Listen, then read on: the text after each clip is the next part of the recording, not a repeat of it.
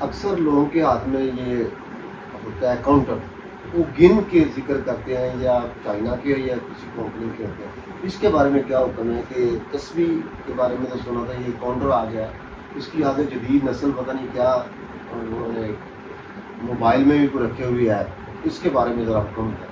بسم اللہ الرحمن الرحیم۔ انسان کے ہاتھ جو ہے نا یہ وقت سے بولتے ہیں، ابھی بھی بولتے ہیں، تو اللہ رسول نے اگلے جانوی یہ بولے ہیں۔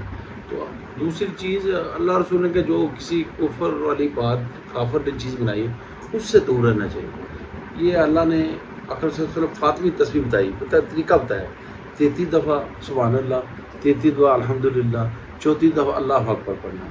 یہ فزیوتھراپی ہے، یہ پورے جسم کے ایسے سے جب آپ کرتے ہیں نا پورے جسم کی اوور ہالنگ ہو جاتی ہے اور بندہ پورا فریش ہو جاتا ہے۔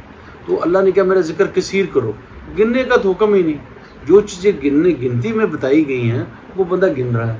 اللہ نے کہا میرا ذکر کثیر کرو۔ اور درود و سلام کا تو یہ ہے، تو میں کبھی کبھی سوچتا ہوں، آپ صلی اللہ علیہ وسلم نے فرمایا درود و سلام فرشتوں نے ایک دفعہ پڑھنے کی اجازت، دوبارہ ان کو اجازت نہیں۔ ہم اتنے خوش نصیب ہیں، ہم بار بار پڑھنے کا حکم ہے، ہمیں گننے کا تو حکم ہی نہیں، بار بار پڑھو، اور ادب سے پڑھو۔ درود و سلام کے ساتھ ایک دوسرا کام نہیں کر سکتے، اتنی افضلیت ہے۔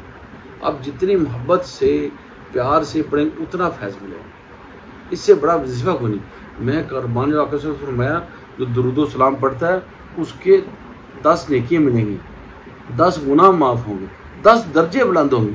بندے کے درجے کب بلند ہوں گے؟ جب اس کے گناہ معاف ہو جائیں گے، تب درجے بلند ہوں گے۔ کتنی بڑی فضیلت ہے۔